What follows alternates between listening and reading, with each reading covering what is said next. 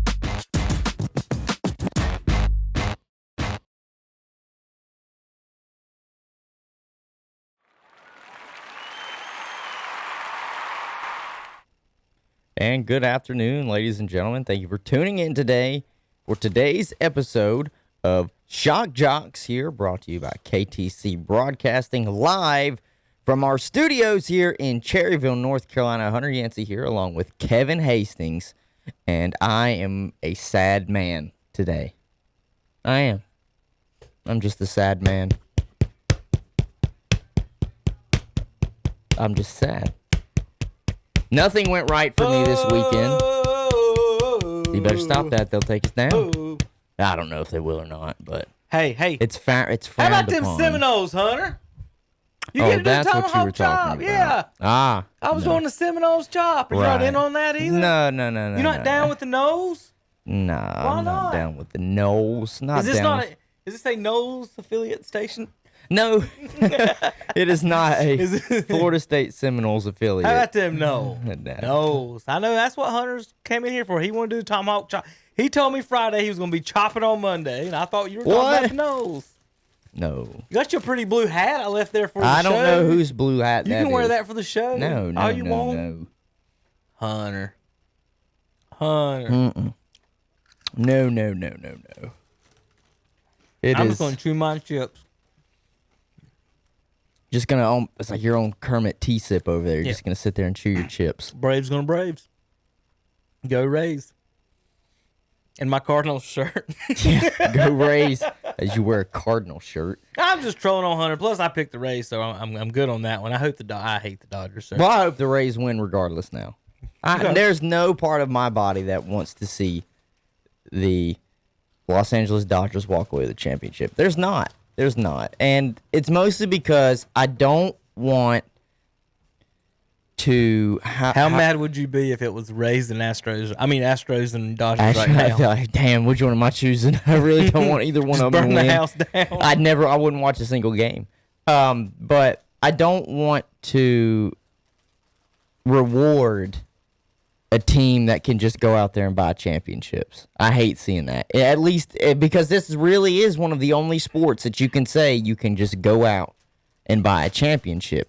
They put the graphic up today. Let me see if I can find it.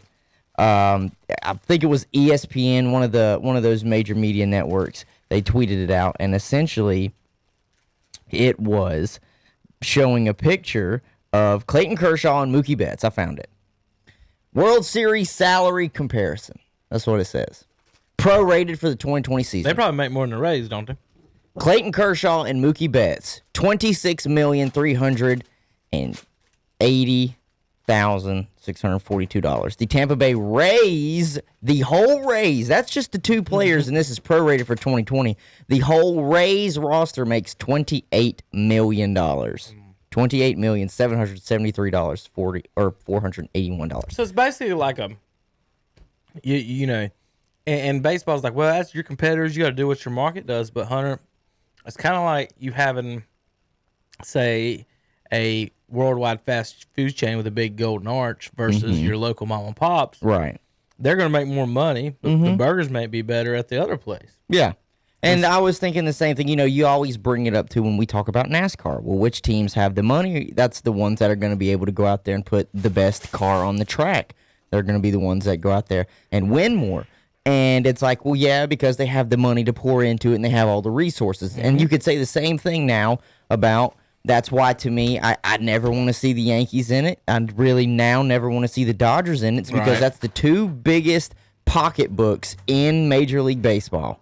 And what did the Dodgers just do this offseason? They went out and spent almost $500 million on like a 10 to 12-year deal on Mookie Betts. Do you think, let's just say this, do you think the Rays could have done that? Oh, well, obviously not. Do you think Terry's Royals could have done that? Half the league can't do good. I mean, I'm a Cardinals fan. We spend anywhere from middle of the pack to the top 10. Sometimes we get up there in the top 5 every now and then.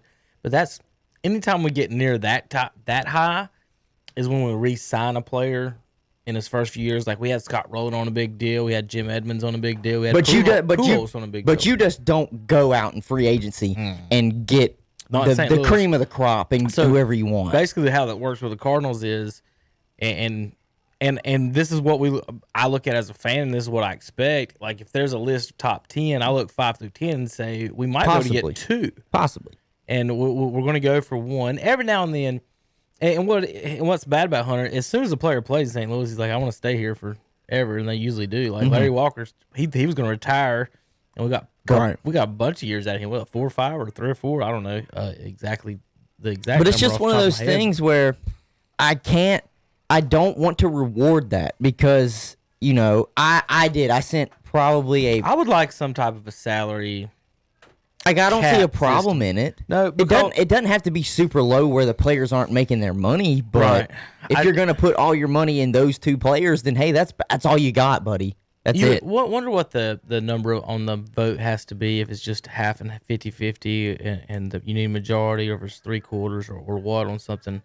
To where you, but it's the players that would have to vote on the salary cap. So you'd have to have them agree to it, and that's where you got your trouble with that.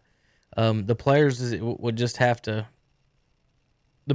to care about the smaller cities or their fans, and they're not. And they going don't. to. They got. I mean, realistically, you care about yourself, your family, and if New York's going to pay you 3 times as much as Pittsburgh will pay you. You're a Yankee. You can do that in all sports. Obviously, in basketball, you would love to stay where you maybe first got drafted, but if the team X is going to offer you a certain amount of dollars and your team isn't, I get that completely. But there's a difference between literally maybe being able to unload unlimited amount of X dollars on a guy to where there's like no second chance for him to even consider staying where he's at. And essentially taking you, because that's what the Yankees have been known for years, is what? They basically will go out, if you had a good year the year prior, they're going to steal your best player. That's just what they do. If they're a free agency, they're going to go out there and they're going to make sure that they don't re-sign with you. They're going to pick them up. That's what they did with Garrett Cole. Now, Garrett Cole wanted to be a Yankee when he was young, so that was kind of just a match made in heaven. What did the Dodgers do? Well, Mookie Betts didn't really want to be in Boston anymore because Boston didn't want to pay him what he thought he deserved. Well, the Dodgers were like, well, we got deep pockets. Why not just add another superstar to the team? Instead of maybe, wouldn't the Indians have benefited from maybe his bat and his defensive skills? Yeah, but they just don't have the pockets for it. Atlanta could have, but we don't have the pockets for it. Cardinals couldn't really think we could afford to give Ozuna more than a 1-year deal. I mean, you guys only gave him a 1-year deal. Do you think you're going to be able to re-sign him, whether he wants to be in Atlanta or not? Right. If, Red Sox or Yankees come I was about to say, Hunter, what if... Look at the season he just had this year for us. Now, nobody was going to think about it. He landed in Atlanta because we're the ones that saw him and said, we'll give you an opportunity this year. Yeah. We had a position that needed to be filled, obviously, with the designated DH, the universal DH, and so we brought him in for his bat.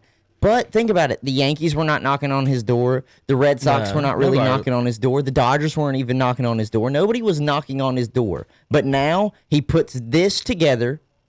I know it was a shortened season, but think about it. He was like second in the National League in runs and in home runs. Okay, he showed that he could really play the designated hitter spot. Who's to say? And see, I have on notes here because I was like, well, how can we get back next year? First of it was to get healthy. But the second one I had on there was re-sign Ozuna. And that was because I feel like that they're going to adopt the designated hitter throughout baseball.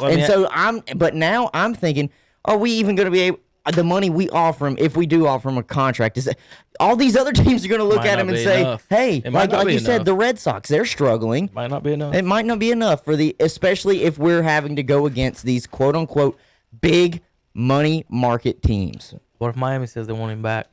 Pay him big time.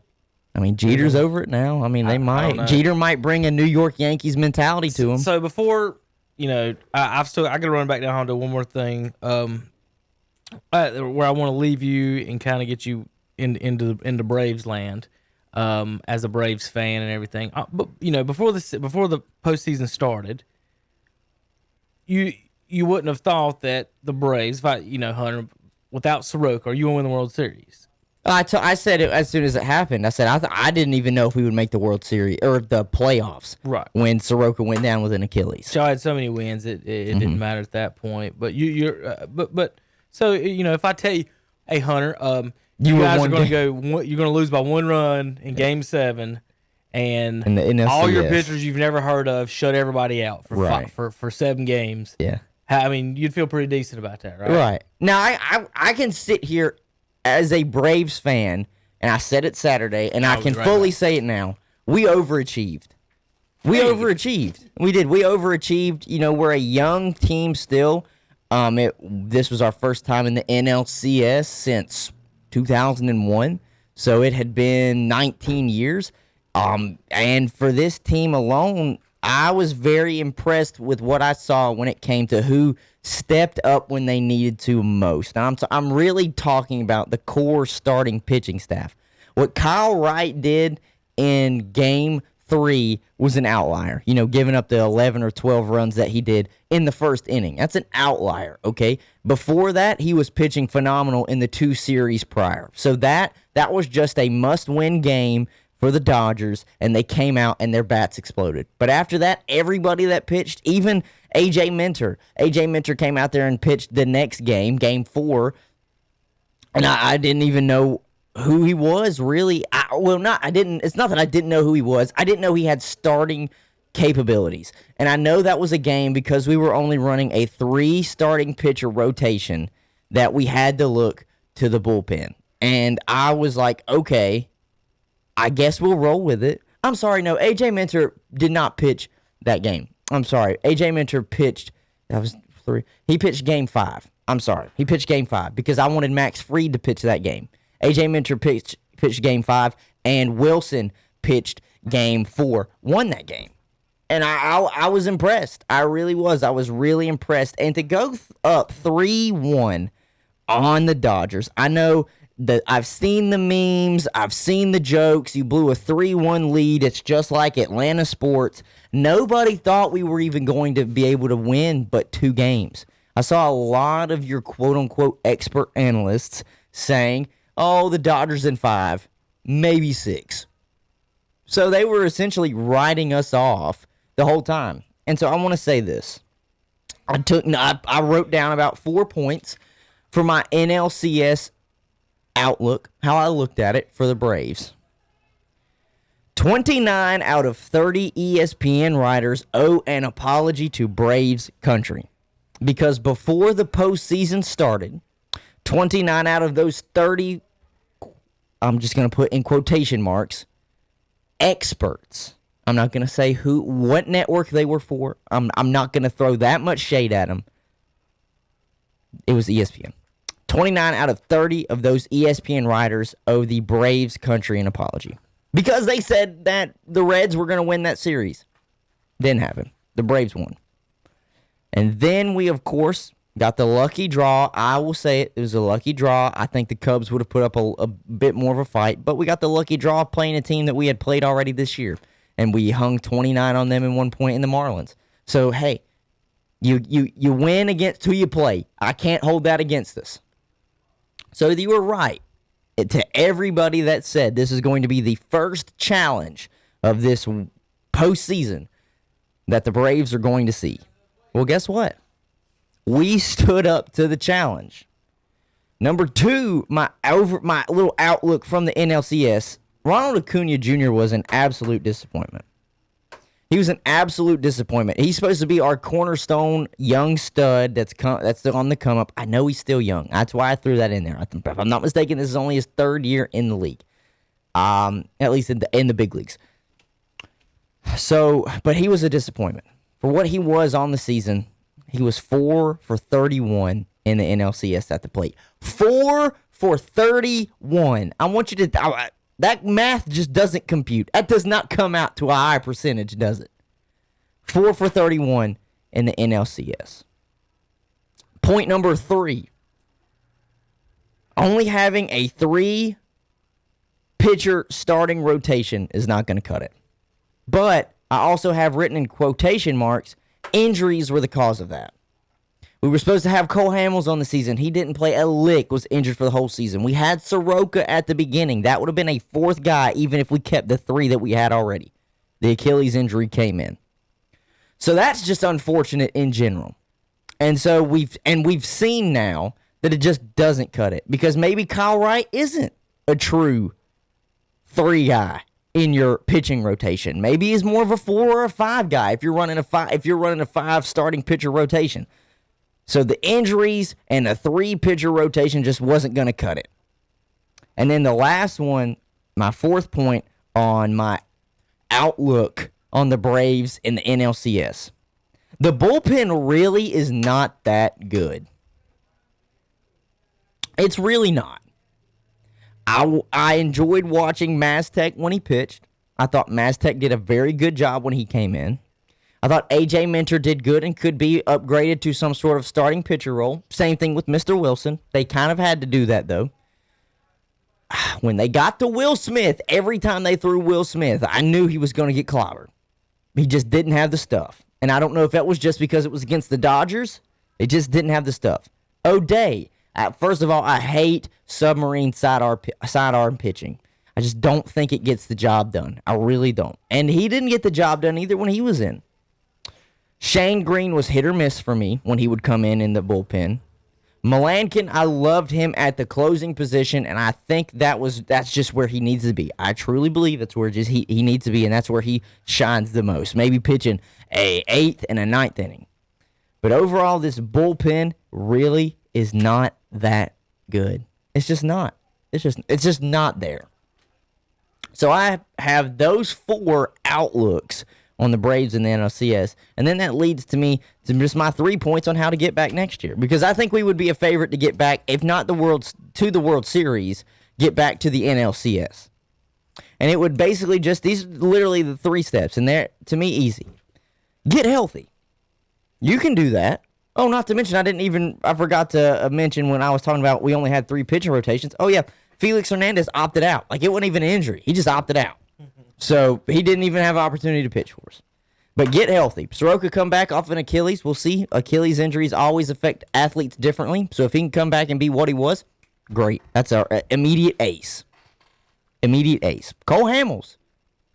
Would have loved to have seen him at some point this year. But you know what? Injury. So there you go. And then Felix Hernandez not opting out. We'll just see how that goes. So get healthy. Acuna was also injured in and out throughout the season this year, and we still made it. So you love to see it. Is he the only one you could lose?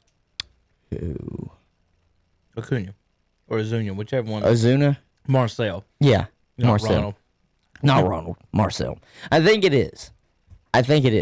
Because that was literally my second point, was re-sign Ozuna. Because the reason why I say re-sign Ozuna, I'm not going to sit here and say he's fantastic, we got to throw a buttload of money at him. If you can put him on a 2-year deal, why not? 2 or 3 year deal, why not? Because this is why you got lucky that he was able to produce just as good as Josh Donaldson did the year before you let walk. So if that's the case, you're just if you can keep that He bat, led I'm fine baseball with it. in home runs and RBI. If his name was Mike Trout, Hunter, we'd be talking going to the Yankees for $200 million. Oh, I know. He did a fantastic job this year, and I was very impressed with him. And in a lot of moments, he was clutch. In a lot of big clutch moments, it was either him or Dansby Swanson. Dansby would come in the clutch. So that's to me is another big thing for Atlanta to at least get back to the NLCS next year, is to re-sign Ozuna. That way, what is already a prolific and explosive offense stays. It just stays, and all you have to do is worry about point number 3 for me, and that's deep in the bullpen. How many times did we see, okay, you're going to pull out the starter, but the guy coming in relief he's just not there. He's just not got the gas. He's not got the repertoire of pitches that it takes to get out a team like the Dodgers. No, and see, I think that literally just what it was is we ran out of pitching compared to the Dodgers. Think so? I do. I really do. But I said earlier while you were away, I mean, Acuna was a disappointment. 4 for 31 in the NLCS. Yeah. He was a disappointment. So he's the classic man, old Willie Mays Hayes over here. You know what I'm talking about? Movie Major League, yeah, where the fastest player on the team swings up. right. He's home run hitter. That's what he wants to do. Oh, you said Acuna. I was thinking Ozzy Albies. No. Albies does that too. Albies swings a bat like 3 inches longer than Barry Bonds had. Ozzy does that too. He swings up, and I don't understand why he doesn't try and play smaller ball just to get on base, because he outruns everything. He can fly. He's fast, man. I like him. I like the big cuts at some point. First strike, yeah. Second strike. I mean, then choke up. I think he hit 2 home runs in this series. Yeah. So I mean, he had his opportunities, but other than that, like Ozzy, I am the one that's like, I'm pretty sure Zach said it. He likes it. I don't know if you like it. You like the smaller ball of play, small ball of play. At least getting guys on base, hitting in gaps, not just swinging for the fence. Here's what I don't like. I don't like strikeouts. Right. I like people that swing and hit the ball. Like, so, from throughout history, striking out was the worst thing you could do. And now all of a sudden, hey, it's okay. It's okay. Yeah, I hate that too. So, excuse me. I had a couple chips. I ain't had lunch today. I didn't get that washed down. Let me take a little sip of water. Now, it's being totally against it is silly. Mm-hmm. But like, if you want to swing for the fence, that's fine. But like, if they're gonna shift on me, I'm butting. I'm slapping it that way. Hunter, if I would have ever got to bat, like my best thing was control. I could hit it. I was gap to gap, control, right field, left field, depending on the situation. Right. Situational type hitter. If you only put one defensive player and shift it on me, I'd get hit about every damn time. And how many times did you see that just throughout this series? They would absolutely they would just leave the first baseman on an island, the third baseman on an island. Like this fall, why would Freddie Freeman not just concentrate on just hitting backside choppers? Mm-hmm. Like, he would get on base so many times. Right. Anything hit hard at all to that side, and he's on. If you're getting shifted on, that's saying something to me. Like, and that to me, what that is, Hunter, it's almost like it's like LeBron shooting bad free throws, where like it don't make no sense. Like, you should be a better hitter than that at this level. Mm-hmm.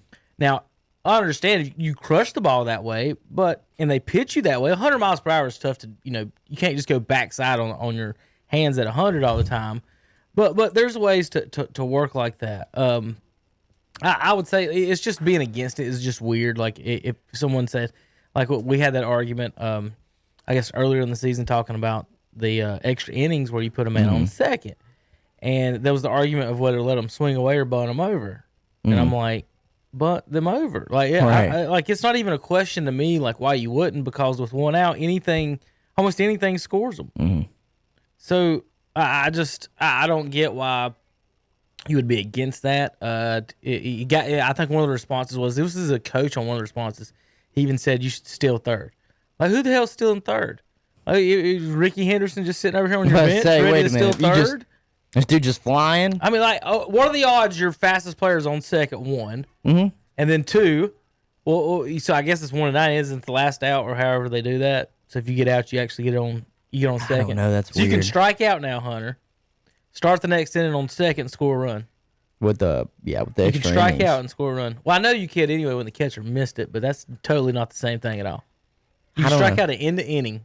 So, to me, picking on the Braves, I gave you some, sent you some choke stuff, and all my Braves fans some choke stuff, and Hunter. Well, I didn't come in here drunk. So. You might have choked a little bit here. 3-1. It's not that you lost the series. We talked, like we said, Dodgers are supposed to be the best team. Mm-hmm. They won. You took in 1 run in Game 7.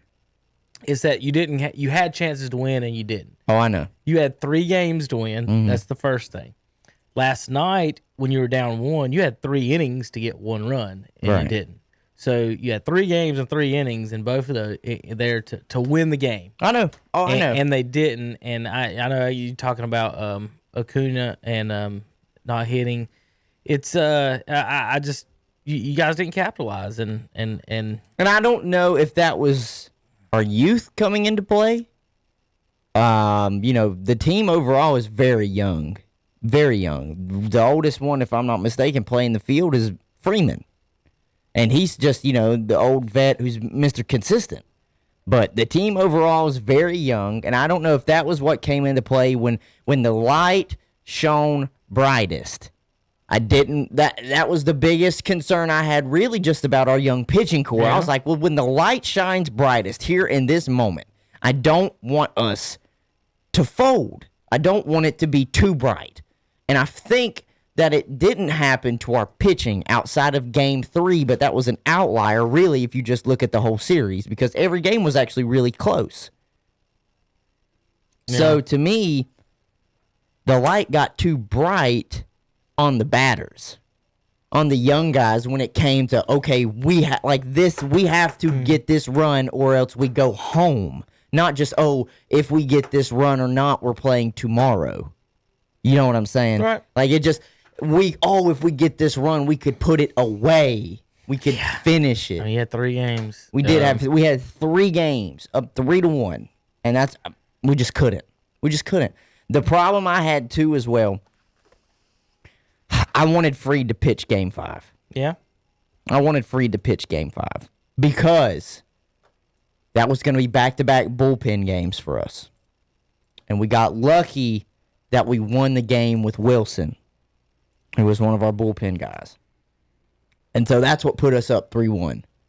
And I told my mom, and I told my grandmother, and I told all my friends that were Atlanta Braves fans, I told them, I said, look, I want Freed pitching 5. And they said, why? I said, this is your moment to put your foot on the back of their neck and just drive it away. You've got them down 3-1.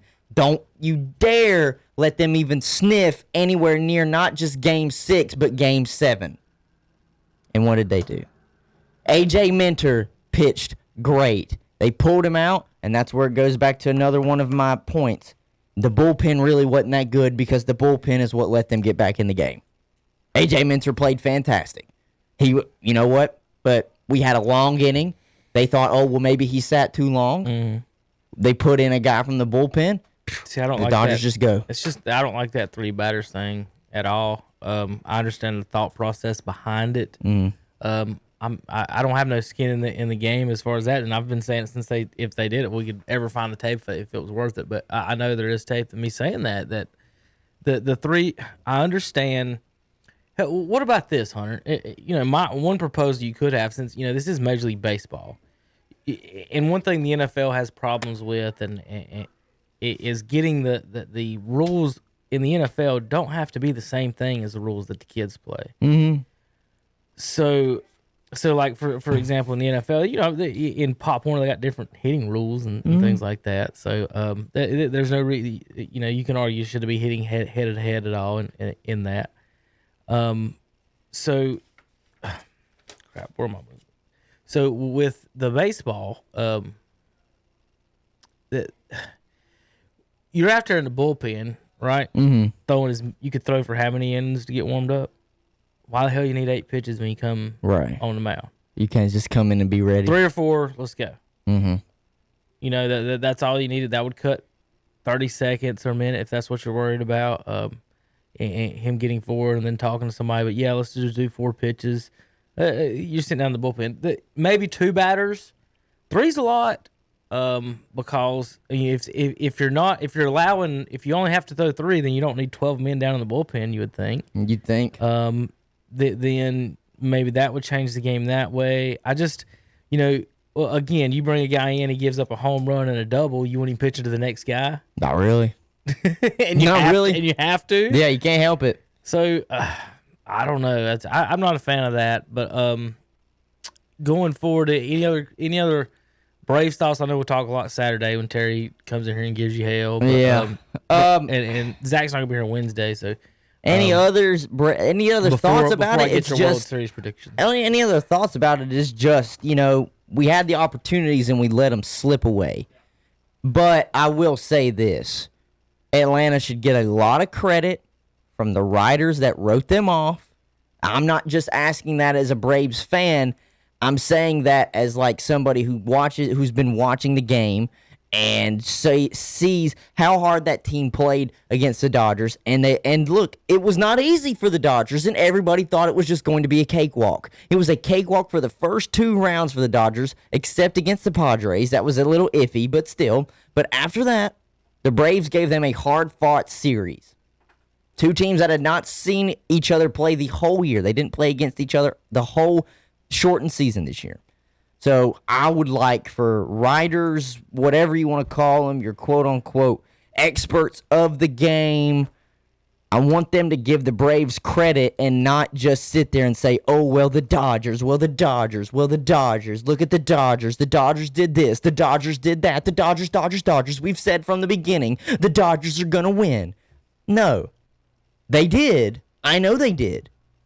But you need to give a lot of credit for how good Atlanta played against the Dodgers and didn't just and it wasn't just a cakewalk like everybody thought it was going to be for Los Angeles. That's what I really want for Atlanta, is I want people to start giving them credit for being a damn good baseball team.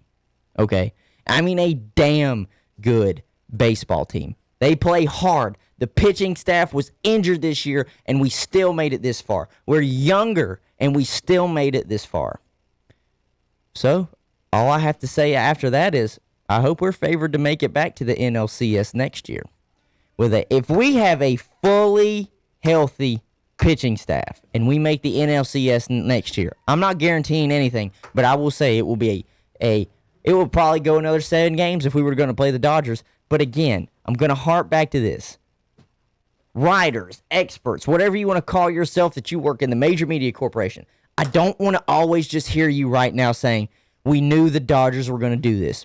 Because at one point, you were probably shaking in your boots that, the article I have written up about the Dodgers going to the World Series isn't going to happen. I need you to give Atlanta credit. Because I haven't seen any credit really even this whole year when they were winning. So, come on now. Stop sucking the tit of the major money teams, all right? Stop sucking the big media, the New Yorks and the LAs of the places, all right? Especially if the Rays win the World Series, I don't want to hear them say Dodgers choke job. I'm glad you brought that up. But here's what would have been funny about this World Series. It's in the bubble, so it's not, they all can't be down there, I guess. But this would have been the most Southern World Series in baseball history. Would have, yeah. Think about it. It would either been Houston, Atlanta, if Atlanta or Tampa Bay. It would have been Atlanta and Tampa. Mm-hmm.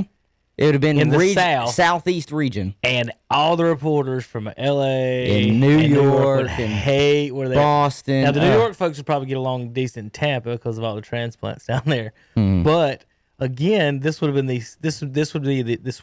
southernmost World Series in baseball history. I would say, just trying to think of who all the Cardinals are playing, because for years they were the most southern. Who did the Braves beat in the World Series? The Braves beat the Indians. Toronto don't count. The Indians don't. Minnesota, they're not South. No. Just think of the teams they've played. I can't remember who the old ones back in the days were in Boston. They've won 3. They won one in Boston, one in Milwaukee, and one in Because technically Atlanta. you can't even say that the Astros was last year, because that's major media. Washington's a big media. That might have been the most southern.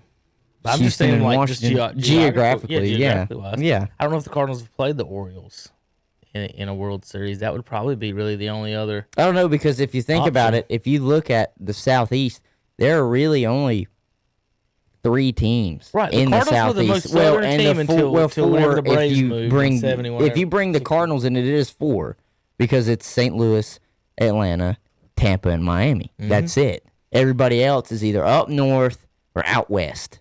That's just how it is. Right. I mean, the Texas teams, yeah, that's just south though. That's just hot down there. So 3 titles, 95, 57, 1914 in Boston, Milwaukee, and Atlanta. Hunter, I about text you the directions to Myrtle Beach the other night, but I figured you'd get mad at me too, or last night. Well, why don't they just move here to Charlotte? Now, there you go. Either one. Why don't they just move here to Charlotte? My theory, I pick on my Braves fans because they've only won one in every city that they'll have to move again before they win again. So Charlotte and and Myrtle Beach are on the clock. I mean, Make them an offer. I mean, for since the Braves won their World Series in '95, were they in Fulton County then still? Yeah, yeah, because the Olympics were '96. So they've had 2 stadiums, and if it doesn't produce one after 2 stadiums, now it's time to move. I would say, don't you think? Well, someone better fork up the money because they just built that really nice stadium. David Tepper, the Myrtle Beach Panthers and the Braves. Oh, my 10 years. Hunter, did you think this year people would be going out in public dressed in bubbles?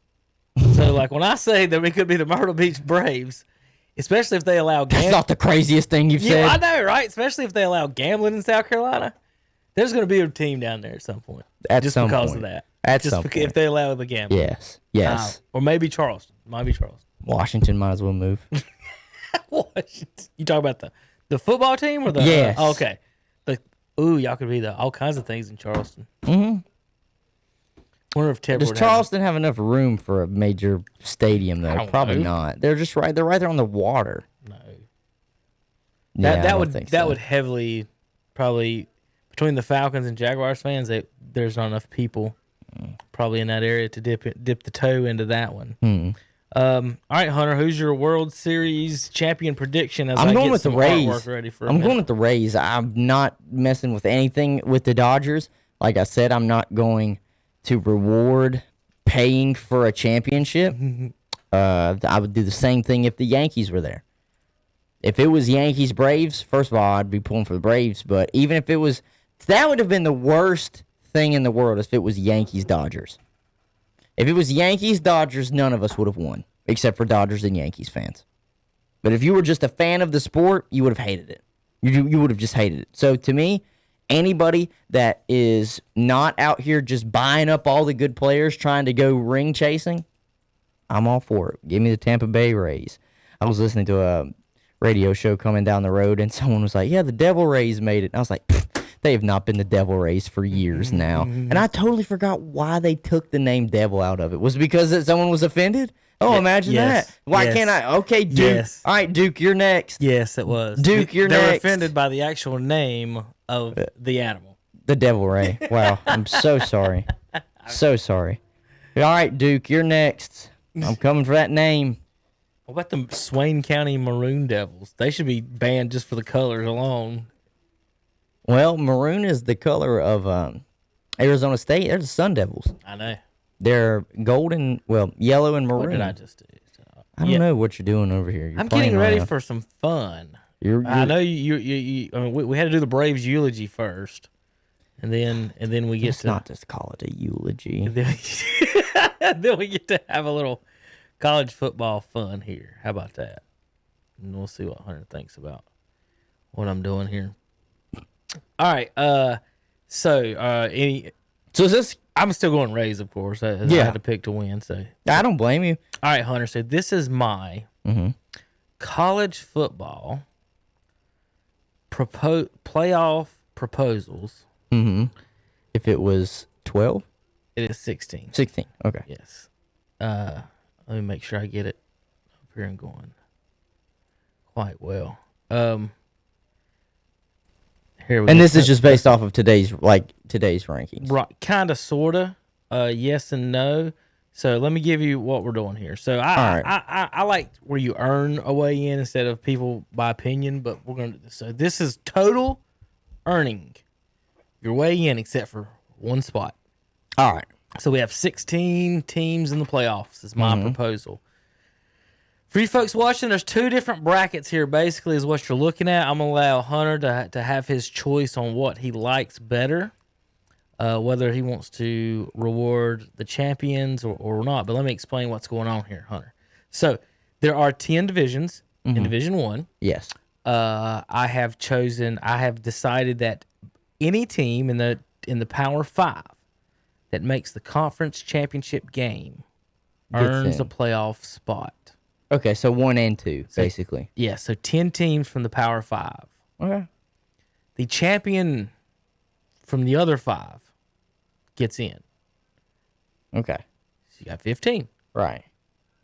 And the 1 is a Independent and or Division 2, 3. Okay, now wait a minute. XFL team, whatever's voted highest. Whatever they want. Whatever they want. As long as it is in one of the conferences. Okay. They could put whoever they want. They can put Montana State, whatever. Right. Gardner Webb. Okay. So North Dakota State. But right now, currently, independent BYU is ranked in the top 15, so I have them on the board. That's why I knew it was an independent. I was like, it's BYU. Okay. So it's easy math. It's if you make the conference championships, you're in the playoffs. Right. Simple. So it's just simple. And so basically, if you win your division, you're in the playoffs. Mm-hmm. And then if you win it in the lower 5, because the Power 5 will piss all over the place if you just don't let somebody else in. Yeah. If Alabama or Georgia don't get in after they lose. So we'll let them have 2. So it's 2-1, and then 1 independent / whatever. So the reason I got 2 brackets is how do you seed them?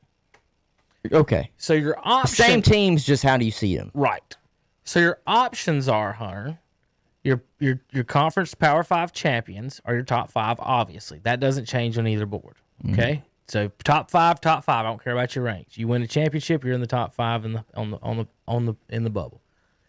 Now, do you give 6 through 10 to the other conference champs or 6 through 10 to the Power 5 seconds?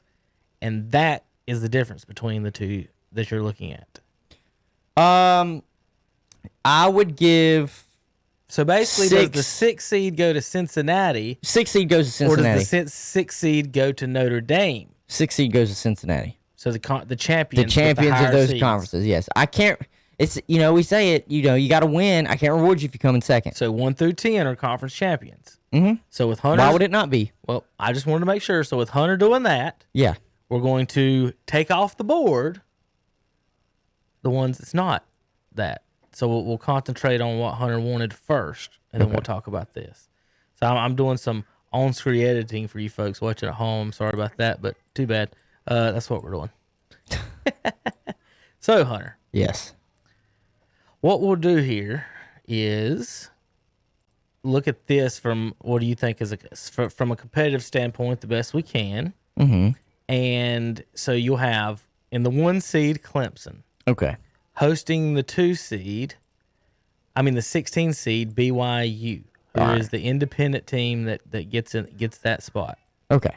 Okay, so you with me? Yes. This isn't hard, right? No, it's not difficult. Okay. Understanding. 8 and 9. Just think about what fans want to watch this stuff. 8 and 9, Akron versus Boise State. Then the next one would be 4 and 13, Oklahoma State hosting Wisconsin. Damn, that'd be a good game. Playing the winner of Alabama hosting Iowa State. Yeah. Now, then we move over to the other side of the bracket. And we have Ohio State hosting USC. Rose Bowl. Don't they play? Ain't that who they play each other in Rose Bowl? Who? Ohio State and USC? Yeah, it's Pac-12, Big Ten. That's usually the Rose Bowl. Okay. So you've got that. Then you've got Marshall and Coastal Carolina. That'd be a good game. Georgia would be the 14 seed, Hunter. That's okay. Going to 3, Oregon. And then 11, Notre Dame at 6, Cincinnati. Now that is if the conference champions get the top 10 seeds. Would you like? Let's look at the other bracket now, because I wanted you to say what you thought before, and then look at the matchups, the other bracket. So we're going to bring this in. Now here's the matchups instead: BYU at Clemson, Georgia and Wisconsin, Akron at Oklahoma State, Marshall at Alabama, Cincinnati at Notre Dame, Boise State at Oregon, Iowa State at the Trojans, and Coastal Carolina at Ohio State. No, I don't like that one. Okay. I don't like that one because you've got 2 games on there that I feel would just be straight. Well, technically 3 that you could argue would be straight blowouts. Well, a lot of them would be. Ohio State, Coastal Carolina, Oklahoma State, Akron, and Alabama, Marshall. So here's the question, though. If you're going to have blowouts, do you want blowouts in round 1 or round 2? Because this way you get them in round 1. The other way, Hunter, if you'll notice when we pull them back, Coastal or Marshall will be playing Ohio State in the second round. True. So that's the mitigating factor. So if you put the non-power 5 in the bottom 5, That's just tough. and just give all the top power 5 the top 10 seeds, then you have blowouts in the first round. But if you give the non-power 5 the top 6 through 10 seeds, See, I'm just looking at it as so games. The 2 that are just set in stone the whole time is going to be Clemson, BYU, Cincinnati, Notre Dame. And now Cincinnati, Notre Dame would just be switched home and away. Yeah, that's fine. To me, I truthfully believe We'll move it we're around. just going to talk about. I'm just going to talk about straight matchups right now. I truthfully believe those 2 games would be good regardless. Okay. I've watched Cincinnati play some this year. Their young quarterback is really fun to watch. And Notre Dame struggled this past weekend.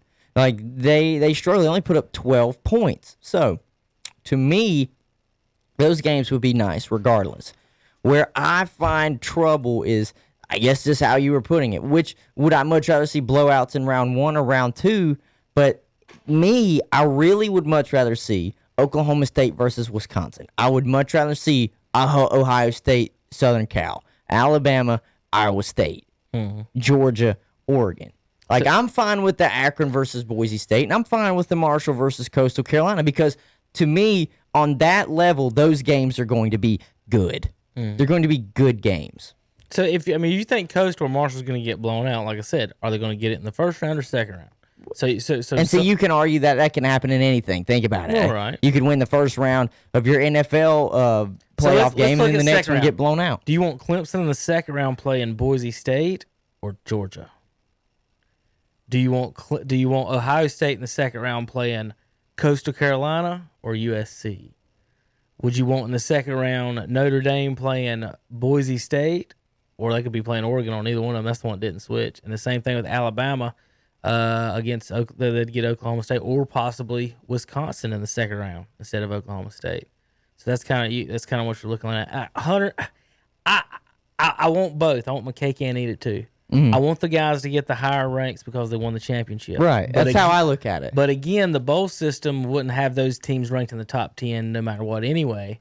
So putting them in 11 through 15 is still rewarding them and putting them in there. So I think what they would end up doing is that, and then have the blowouts in the first round. The way this is set up regardless is either way you put it, whether they're going to be ranked in the top 10 or the top 15, you're rewarding them for winning their conference, that's all you can ask for. That's what you set out to do. That's what you did. So therefore you'll be rewarded with an opportunity. You know, I heard Colin Cowherd coming down the road and he said, people are sitting here arguing why we should have 8 teams in the playoffs. He said, no, we shouldn't. I've seen the best 2 teams. Why would I want to watch everybody else get blown out by them? I'm like, Colin, you don't understand. Like, they don't play anybody, really. He's an elitist. He is an elitist with that. He is to a degree. He said, who do you think would really be able to compete with Clemson or Alabama? I'm like, well, we don't know because they don't play the other half of the country half the time. And my point is, why does it matter? Why is it going to hurt your eyes, ruin your day, Colin, or whoever else has watching that opinion, Alabama play Iowa State, watching Coastal and Marshall instead of playing for the Toilet Bowl up in Toronto? Yeah, that they're going to call it, instead of be playing an actual playoff game. Exactly. It don't make any sense to people that I would rather them be playing the Louisiana State Lottery Wipe My Booty with Charmin Bowl. Like, you know, what they have so many random weird names. Right. Why is that more important than being like, Right. hey, if they win, they play Ohio State. Right.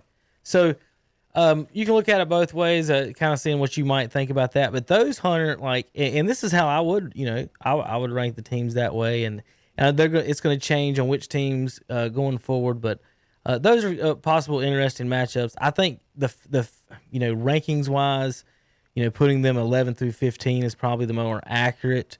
Whether or not you want to reward them for that, for being 6-2. Basically, would you want Marshall hosting like Wisconsin or Georgia in the first round? But think about that. That'd be awesome Marshall. for Marshall. That's what I'm saying. Right. Marshall hosting one of these larger schools Right. as for a playoff game. Like, why would you not? Why would it have to be the other way around where, Georgia is going to host one of these smaller teams? But if you look at it, Marshall might have a better record than Georgia. Well, they might. Your Dogs would be on the road in either scenario right now. And I know that. I've got them. I don't know how that ended up. Let's see. What did I have? I had them at the only reason they're in the 14 in there, they could be the 6th, is that I put them in, they were in alphabetical order by conference. So I didn't go through and put these in the exact order. So they are in a close to a proximate order. I So know. was Yeah, just they kinda, are. For the fans, for anyone reading or watching this, they might get technical with it and be like, Georgia's 3rd, why would they be 14th? I just put they were the SEC. Get it? Atlantic is first, and it got down to the SEC. And it just comes down to this as well. I mean, Georgia probably is not going to win. If they don't win the conference, then they come in second. So you can just look at it that way. Either way, if they went my way, they wouldn't even be in the top 10. The second place teams would be 10 through 15 or 11 through 15. You know what I'm saying? Mm-hmm. So I'm fine with it. But I agree with you that, like, I just don't understand the argument on why you wouldn't have more teams in the playoff. Like, think about it. If App was doing better this year, that'd be great for them to be in there. Well, Coastal's in their spot. And Coastal's in their spot. So you could have, which App got beat by Marshall, so you could have a rematch right there in the 7-10 spot, or App at Ohio State. Then Tommy might get a piece of that action. Remember, Wisconsin's who didn't come against them this year. That's who got scared. It's just who beat Wisconsin in the Rose Bowl, Hunter? Andy Dalton. Yeah, TCU. that was before they were Big 12. They were Mountain West. Andy Dalton. They were Mountain West. Beat them. So I just don't see a problem with it. I don't. I just want to see what you thought. The rankings because then if you want to think about it this way, and I'm behind what Joel Klatt, I heard him say last week. He said, think about it. 17 appearances have been taken up by 3 schools, 3 or 4 schools. That's the only people that have made the college football playoff. The rest of the nation has 7. Well, now this has opened up a little bit of parity because those smaller conferences, they don't always have the guys that win it every year, the same guys. LeBron's team. Right.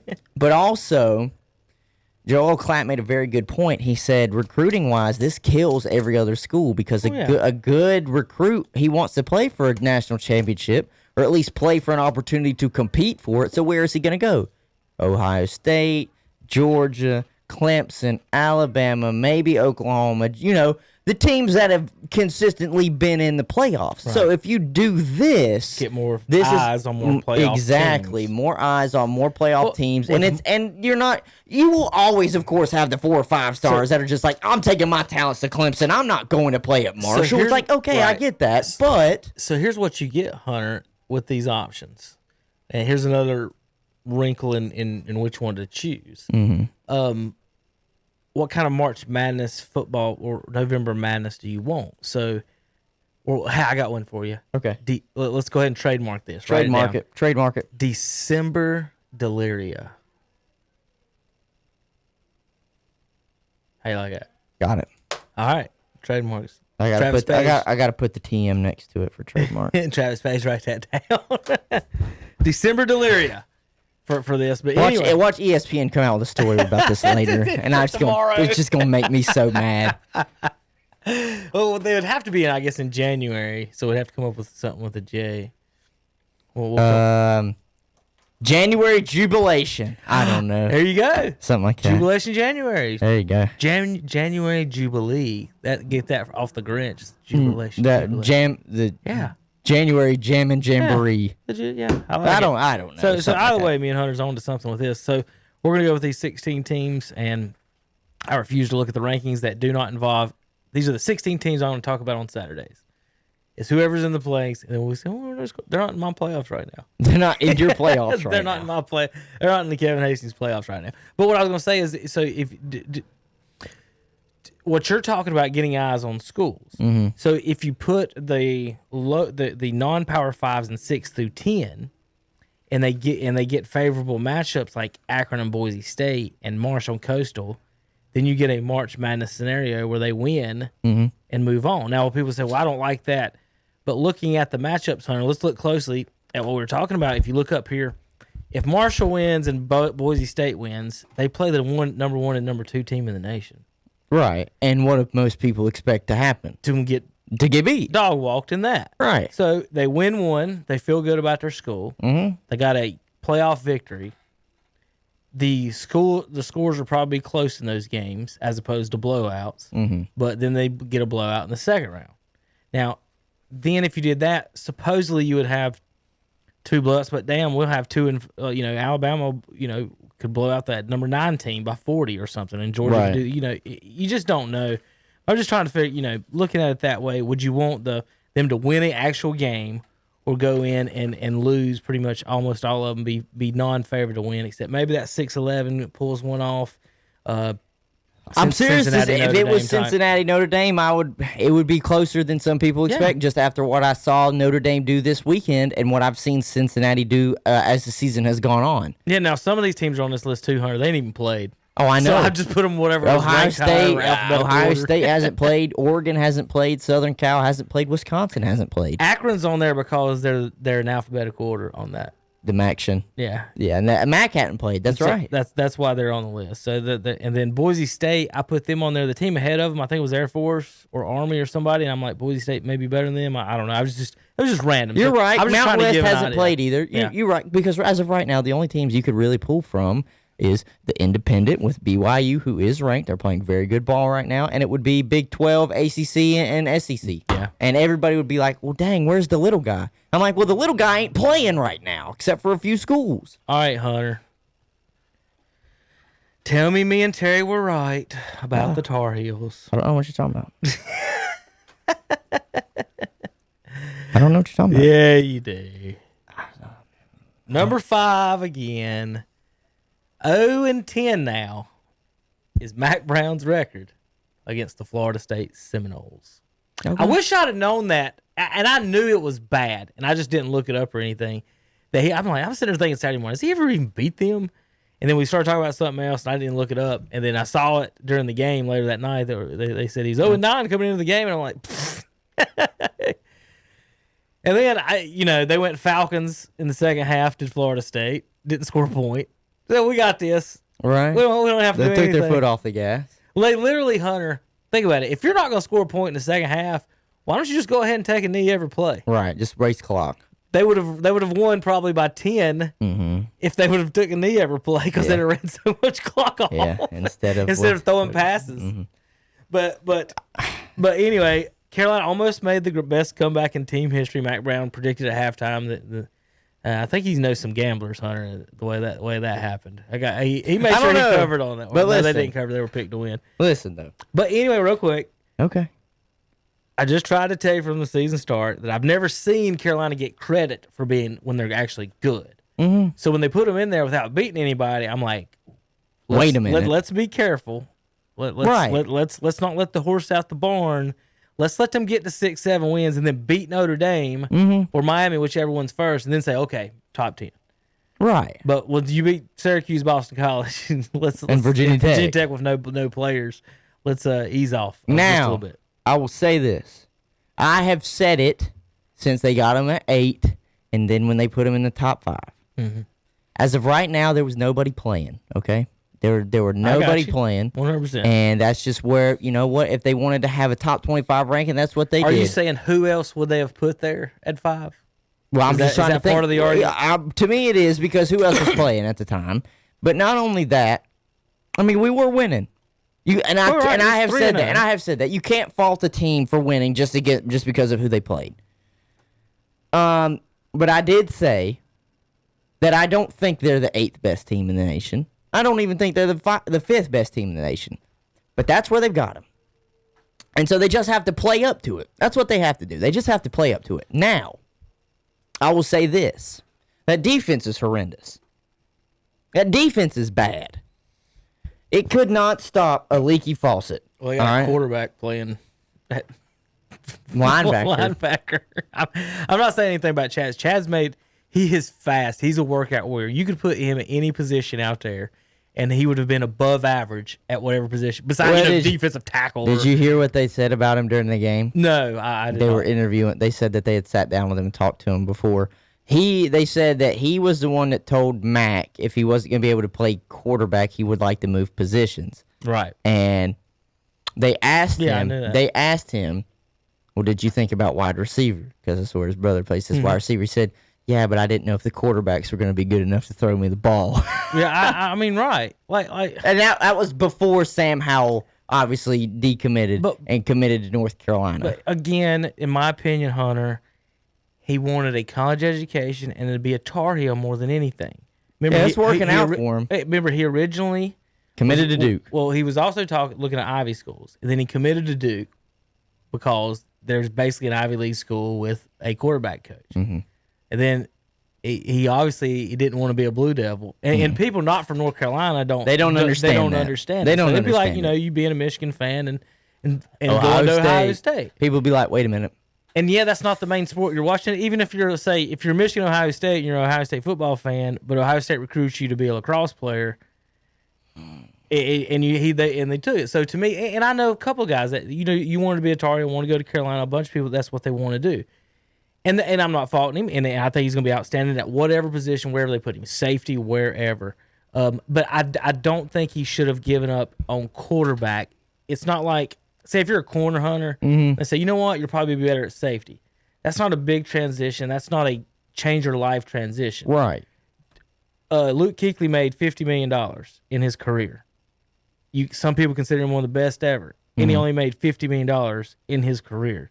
Chase Dak just broke his ankle, and he could have got $30 million in 1 year. He got $30 million this year.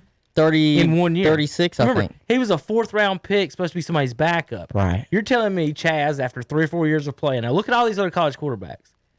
Are 99% of them not quote unquote garbage as opposed if compared to an NFL quality quarterback? Right. So year after year we draft 4 or 5 guys in the first round, only one of them works out, and then some guy in the 4th round does. My point the whole time was, after 3 or 4 years of playing at Carolina, no matter how well he did, as long as he didn't do terrible, he walks into a quarterback room, whether it's XFL, NFL, or whatever, and they see 6'3", 225, left-handed, run 4.4 and laser arm. Oh, maybe we can teach him to do something. Right. So that was my thing. Like, don't give up on the quarterback position before. If it was a running back and they said go to linebacker, you probably would have never heard a word from me. Or wide receiver and he moved to linebacker. But the quarterback thing, it's money, it's prestige.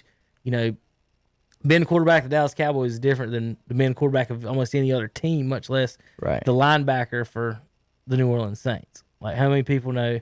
So, Hunter, you remember the highlights at Panther Stadium when they made the Super Bowl? Yeah. And they were interviewing people in front of the Sam Mills statue, and they're like, who's this? And they're like, I don't know.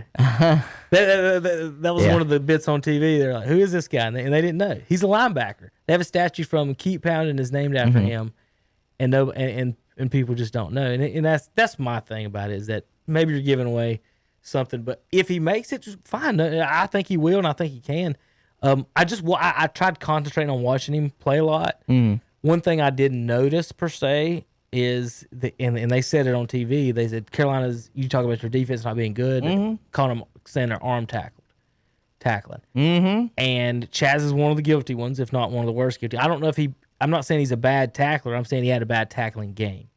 There was 2 or 3 that he just stuck his arm out there. I could argue every defense is like that, right? Now. And if your whole team is like that, then it's bad. But the one tackle they did make, and it saved the game for Carolina, was there at the was it the end of the half or the first or third quarter where the running back broke loose and they tackled him on the 3. No, and they kept it from going 38. I can't and then remember they missed because the field goal. I didn't have enough eyes to keep up with the 2 games that I was watching at the time. So the running back broke out and he got tackled at the 5 or 3 or something like that.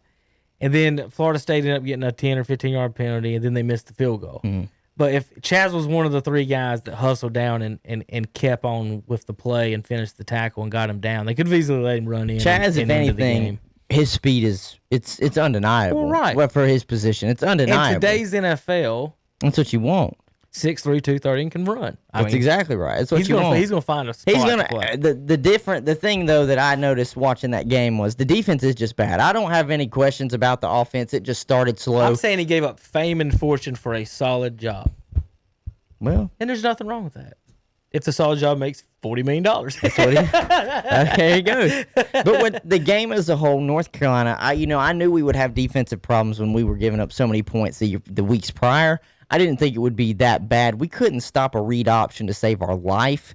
Their quarterback was outstanding when it came to being as mobile as he was. He had so much speed, we couldn't really get to him. Not just that, though, like offensively, you cannot just drop 2 wide open passes. You can't. I'm sorry. You can't.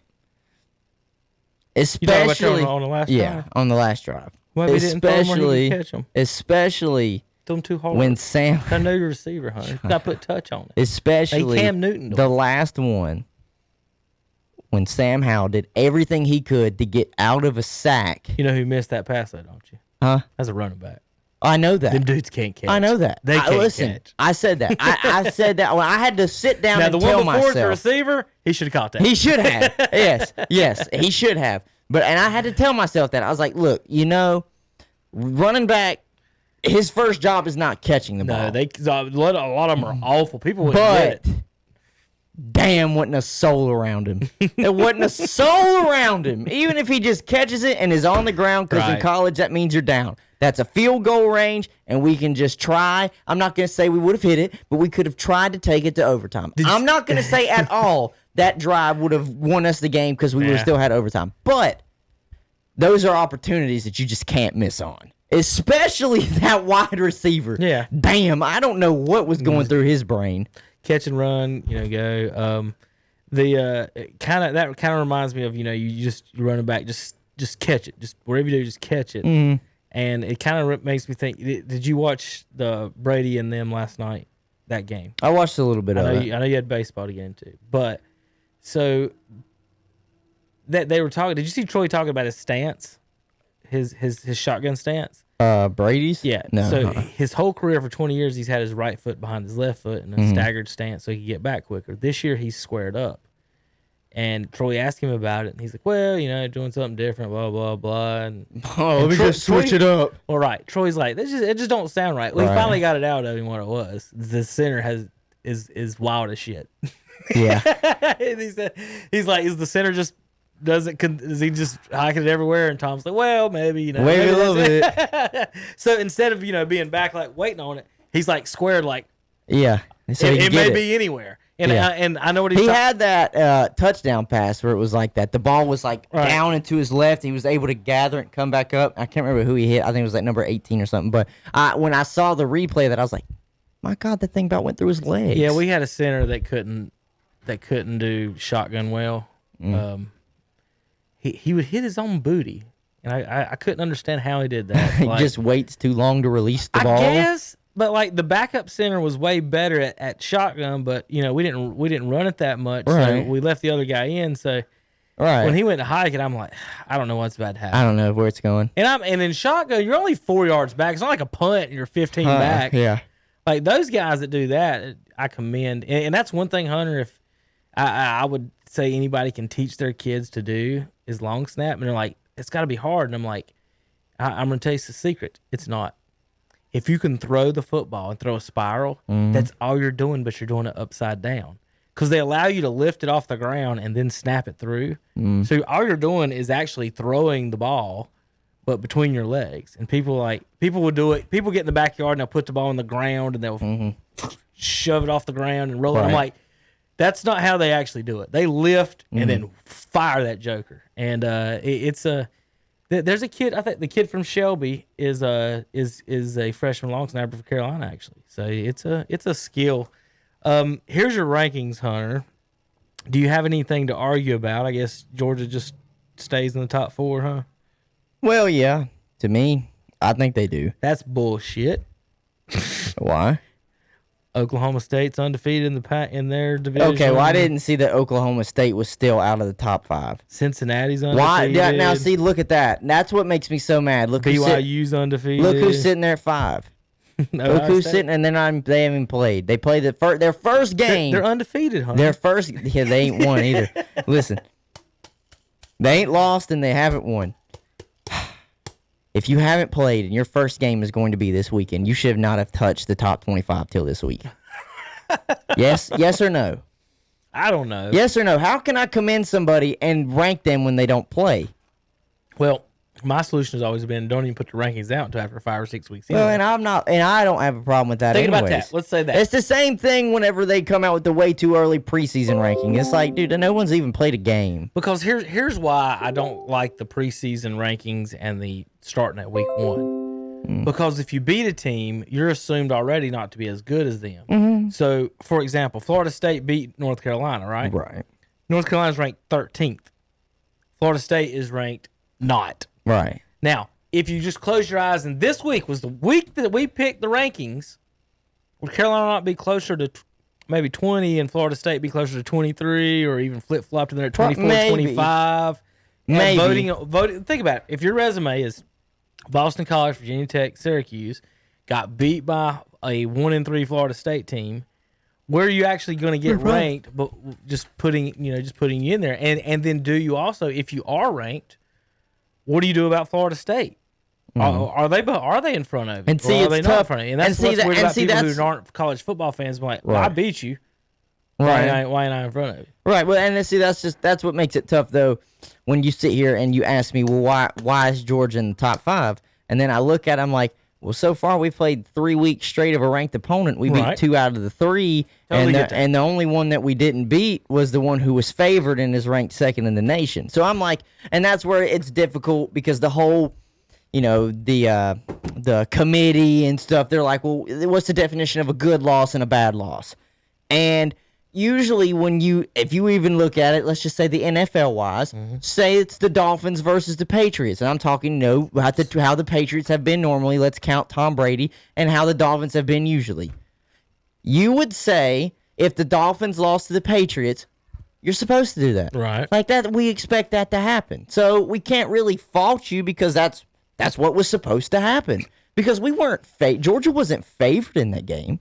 We were a -5, almost a whole touchdown underdog. Yeah. So it's when you get to those situations when it comes to rankings, that's where it just gets difficult for me to say, well, I can't really drop Georgia so far out because we have beat, compared to what people say, we have beat higher competition than a lot of those teams that are behind us. So by my system, Right. if we rank the teams, then did the rankings after this. So if you put these 16 teams in the top 16, Okay. and then went after that and ranked them by what place they are in their division, Carolina is 4th in the conference right now. Mm-hmm. So that would mean they would be ranked anywhere between 21 to 25. Fair. Okay. Fair. But now that would also mean NC State is now moved up. Yeah, I'm fine with it. I'm fine with it. I lost it. Where There should State be ranked? Should they be ahead of Carolina right now going into this weekend? Who should be ranked ahead of who? State is 4-1. North Carolina 3-1. I'm sure Terry will argue about this Saturday with Yeah, you'll argue about on it. who It's it one of will those be. things where it's like, I mean, I can't fault them because they didn't play. Now they and lost to Virginia Tech, and y'all we beat beat Virginia Tech. So now, head to head, we're kind of ahead just based off of who we've played and who we've beaten based off that's the only common opponent right now. right now. So you would say that's Carolina's fairly ranked ahead of them. Mm-hmm. Are they fairly 9 spots ahead of them? And that was the question on my sheet. Like if we were going by that, they would be at 21st. NC State would be like 17th or something. Based on that, they would be flip flopped if we were just going by that one. But either way, I just kind of, that's kind of my point and kind of yours. Like, why are they ranking teams that haven't played? And mine is, I don't think you should rank till after week 5 anyway, because when you beat a team ahead of you, it affects where you are. We'll find out this weekend. It affects where you're ranked the next week. And I don't think that's necessarily fair, because you might not be the 5th best team. Right. You might not be the 15th best team. And when you get, until you rank after 5 games, then we know. Like Coastal Carolina. Well, if we started the season off, what if they started the season at 24 and then won 4 straight? Where would they be ranked? 15th. Just based on starting there. So I think it's a, they do it to sell tickets and TV ratings. So you can say who's playing. You'll find out Saturday, because North Carolina and NC State playing each other. They're at North Carolina. So that's okay. That you'll find that one out there soon. And then you look out, Ohio State plays their first of only 8 games, mind you. They're only playing 8. Old bastards. And they're 5th. They start off with Nebraska. Clemson's got another cakewalk. God almighty, Syracuse going to put up a real fight. They just lost to Liberty this weekend. That's another team receiving no love. Liberty's, I don't even think they've lost a game yet, and they're not even ranked. Alabama plays Tennessee. Well, okay. I'm just looking down here, just like teams that probably aren't getting the love. I agree with you 100%. BYU's undefeated. It should be higher than 12. So Chris said that this was on Mac Brown, and my question was, Hunter, and from watching that game and knowing Mac's 0-10 against the Noles, does he hear that tomahawk chop in his sleep? Maybe. Does that haunt his dreams? The one thing that he has not overcome in his career is beating the Florida State Seminoles and that tomahawk chop. Probably. Well, they played it so many times the other night. Well, it was like watching a US. You ever watch a USC game? Yeah, where they play the their damn Trojan horse. Yeah, I know. 4,000 times. Well, this is how I've always looked at it. Every time they show those graphics, whether it's for Bill Belichick or it's for Nick Saban or it's for now Mac Brown, how when they go back to a certain place or when they play, coordinators of them, they have like the Nick Saban thing. Nick Saban was what, 20 and was like 19-0 or something against coordinators, and it went up again this weekend. Like, that can't not be in the back of Kirby Smart's mind. You know what I'm saying? Same thing with Mac Brown. You're 0-9. You played here at Florida State. Like, that can't not be in the back of your mind. So I just feel like that will always be something tough for anybody to overcome. Yeah. And then we'll see this too. So Florida State plays Louisville this week. We'll see if it was really, like, if Florida State can be legitimate enough to start winning games. I know they beat North Carolina for their, second win of the season, but their first win that they had was against a lowly, like, Louisiana Monroe or something. I don't know. It was a very small team, small school. So they're 2-3. And I'm not trying to throw shade at Florida State. I'm just saying it. We will see. This will all start to blossom in front of us as the season goes on, because the Big Ten finally decided to show up to the party. The Pac-12 will finally show up to the party. All of them will start playing, and this will all just fix itself, I guess. But Florida State's only other win is against Jacksonville State. I was going to say. And you want to know what's crazy? They gave up 24 to them. And they were losing to them at one point. So Jacksonville State scored about as many points as Carolina did on Florida State. I'm not going to sit here and say it was a good day.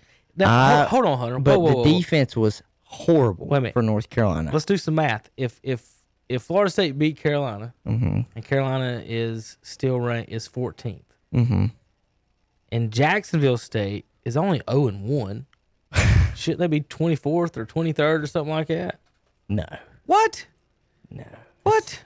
No.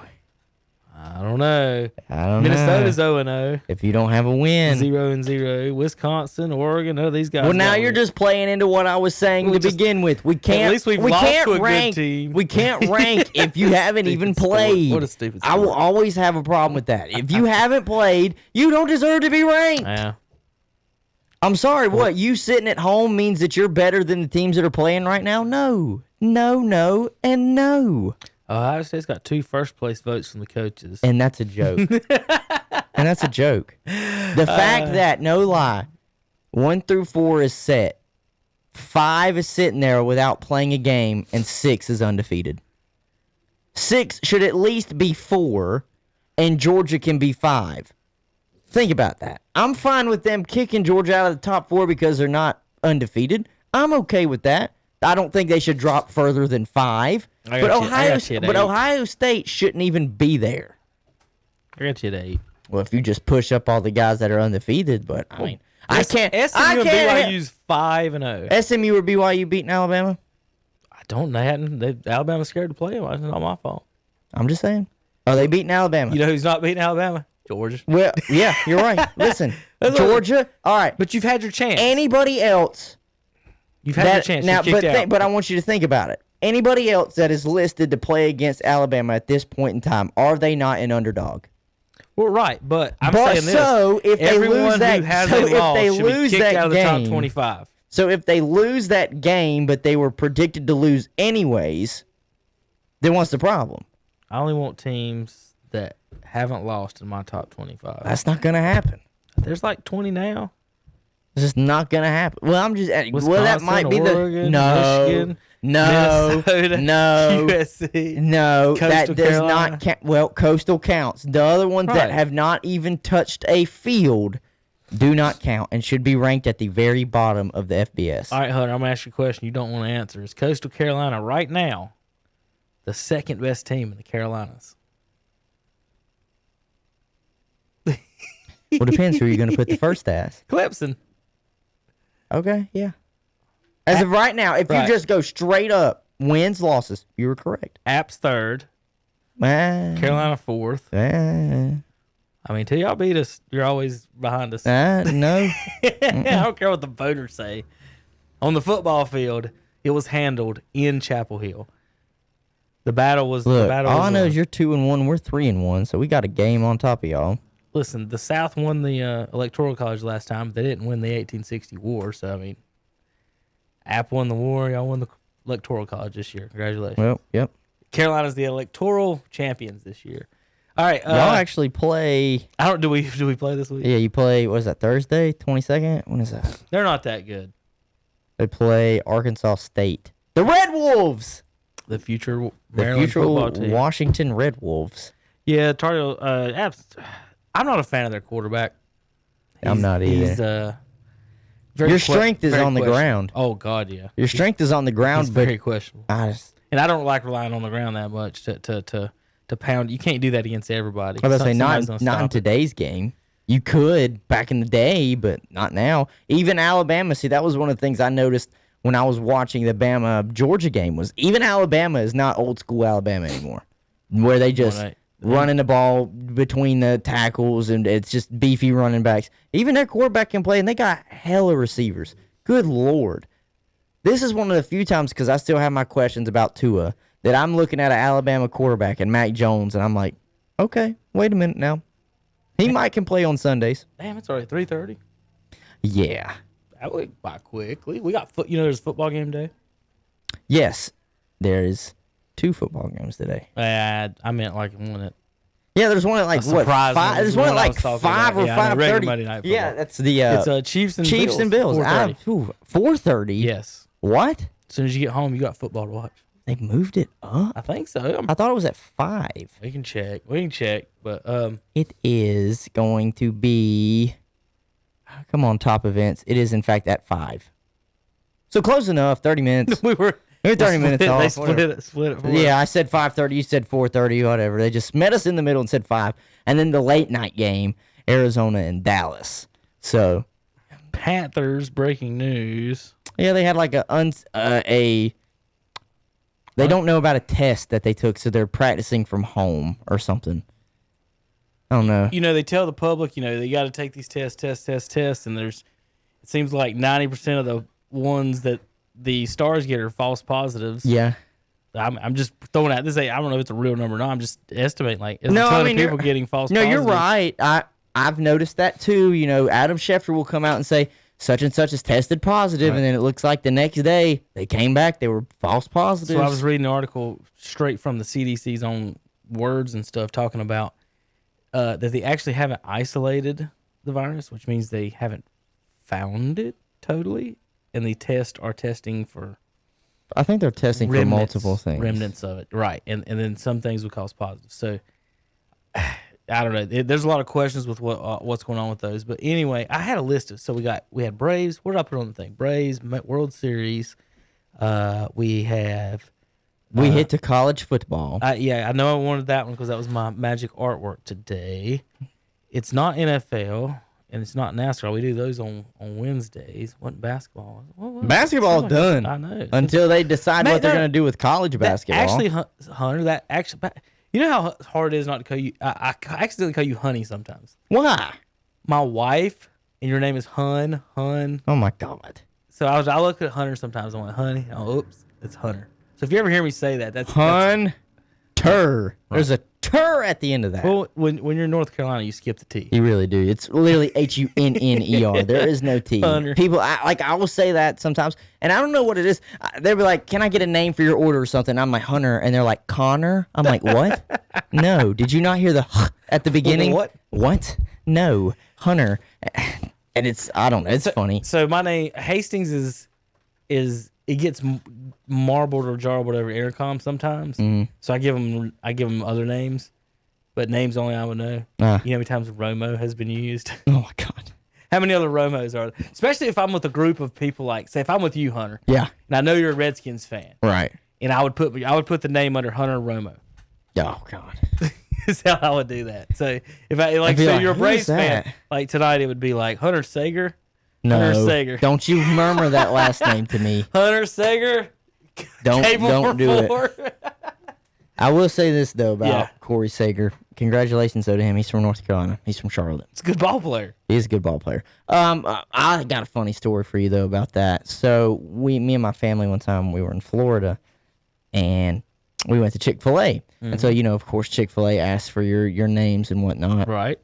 And so of course the first time we get our food, we just put our normal name. My dad put his normal name down. And well, he was like, I'm getting ready to go up there and order a milkshake. And so had to go back up there. He ordered a milkshake. And of course, you got to leave your name. And he came back to the table with the biggest grin on his face. I said, what are you smiling about so much? What are you smiling about? He said, you'll see. This poor girl walking over towards the table says, somebody order a milkshake? And he just looks at her and says, hey, what's the name on that? And she just looked at him and he said, hey, what's the name on that? She goes, Daddy. I said, Dad, you did not. It's a wonder you don't have more siblings, Hunter. I only got one sister. It's a wonder you don't have more siblings, Hunter. I'm not making any more comments about anything else about that, other than the fact it's a wonder there's not more Yanceys around. That's the funniest thing, man. When that happened, I did. Like, he came over with the biggest grin on his face. I'm like, you did something. So I remember on Mondays we touch on the stories of the weekend in the NFL as opposed to we do our rankings and everything. So last week we talked on Dak's injury and things like that.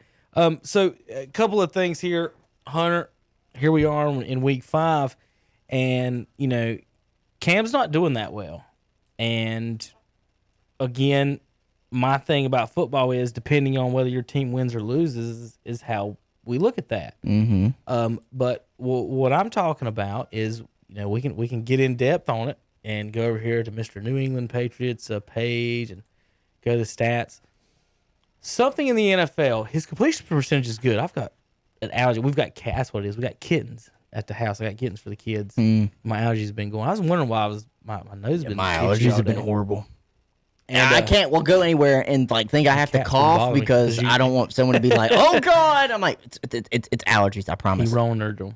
I'm not Roning you guys. So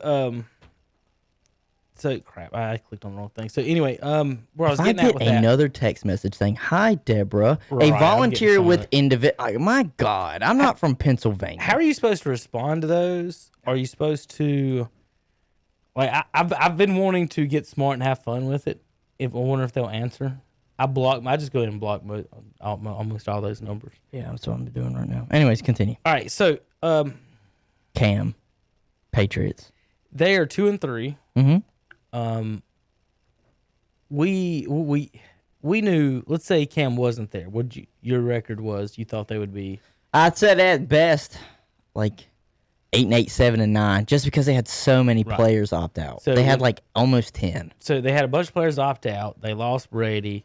This is the first time they've been under 500 since 2004, I think is what it was. I know they said this was the first time in a long time since they've been under 500. Since they've been under 5. Now, looking at Cam, and he is what he is. He is what I thought he was. Hunter, they're not throwing the ball. He had set like 7 carries, 70 yards, something like that Sunday, but throws like they're not throwing 30 times with him and coming out. A lot of it is, you listen to these analysts on television, ex-players, they said, his receiving core really just isn't that great. And That's I'm true. thinking, How many years do we make excuses for I him? know. But they were making the same excuses for or saying the same thing about Tom Brady and that same receiving score last year. But to me, I'm like, you mean to tell me that you guys think Julian Edelman is washed? Like, we just act like he's not there, a part of that receiving core? Like, he can't get you at least a nice 10-yard in route? Like, you know what he does good. He can't 29th in yards. The problem is, as well, is they don't have the tight end position anymore. They had Gronk. What happened after he left? They didn't have a tight end. Mm-hmm. So, I'm not going to sit here and say that it's all Cam's fault. No. I just think that offense, and see, that's why I still didn't have them winning as many games, as I know that you and Zach were high on them making the playoffs, and they still could as a wild card. I'm not going to take that away from them. They still could, absolutely. But it's that offense, there's just no big explosive plays waiting to happen. All right, Whereas I look at Buffalo, and I'm like, Josh Allen, his huge arms, Stephon Diggs, John Ross, he's got the weapons, and I just don't see the weapons for Cam. Cam has 2 touchdowns, 4 interceptions. Yes, he does. He does. Like, and that's what I'm saying. Like, it's in 5 games. I think they put him and Teddy's numbers next to each other, and like completion percentage wise, Cam is doing good, but Teddy's doing better. Yards wise, Teddy's doing better. I know he played an extra game than Cam. Even touchdowns and interceptions. Like Teddy has thrown his interceptions, but he's thrown more touchdowns. I got everything right here. I'll go ahead and put it on the screen. And Teddy, and people thought Teddy was going to come in and be a statue. Teddy moves. Here's what I'm getting at on the Patriots is that they're not using. Everybody thought they were like, I wonder how Cam's foot's going to be. I wonder if they're going to run it. If they're going to let him run, they're not letting him pass. Well, they're letting him run all right. Like, listen to the attempts, Hunter. 116. Bridgewater's thrown it 206 times. He's thrown it 90 more passes, almost twice as many passes as Cam's thrown this year. Mm-hmm. And Cam's only missed 1 game. Elbow, shoulder, what's going on? So you look across the board. Yes, he's completing 68% of his passes, which is outstanding for Cam. But with that said, Hunter, 23 quarterbacks, of the top 23 quarterbacks in the NFL in completion percentage, he's the only one under 1,000 yards. Does it say how many yards he's averaging per throw? I could get to that if I clicked on his name. He's averaging 217 per game. Average, I think this is average on completion is 7.5 yards. Decent. So, right. I'm just saying, I'm not saying he's doing that terrible. I'm saying they're not doing it at all. Right. I'm saying they have 100% are running the football. And I don't know if Belichick's to the point where maybe he don't trust what Cam's doing, their young receivers are doing. And see, that's where I'm like, and I understand what you're saying. And you know what? They're not even using it. And you could be right about him not trusting Cam throwing the ball. But I also think it does have to do a lot with that. There's these wide receivers are just not doing it. They're just not cutting it. Like, think about it. If they're not getting open, is Cam really just going to force it in there? Or is he going to just take off and run? There's 32 quarterbacks that have qualified for completion percentage, which basically means you've thrown enough passes. Right. He's dead last in touchdowns. 2. There's 2. The next is Sam Darnold has 3. Dwayne Haskins has 4. Dwayne Haskins has twice as many touchdowns as Cam does this year. And he's been benched. He's been benched. Nick Foles has 6. He hasn't played every game. Garoppolo has 7. Burrow has 6. He has played every game. He's getting 1 a game. I mean, it's only 2. I think it's half volume, half. They're not doing something right. They're not doing something good for Belichick, like you just said, is not. They're not putting him down. Box score Saturday, he had the most carries. Like, this is what I want to know, Hunter. If Cam didn't join the Patriots, what was their plan? Hoyer Stidham. And but again, And let's say if did Stidham, Stidham throw a touchdown against Kansas City? no, Or Hoyer? I mean, I can find out. Edelman threw 2 passes on Sunday. Okay, we get this. Cam has the most carries on the team. And they got running back. So that's what I'm saying. Like, if Cam wasn't there, what was their plan? It wasn't to hand the ball off to Cam Newton. So the other backs combined had 15 carries. Cam had 10. Like, up until 2 months ago, Hunter, they had a different plan than whatever this is. Right. This is. I don't know if he is tanking, if this is his way of tanking, but Hunter, like, hey.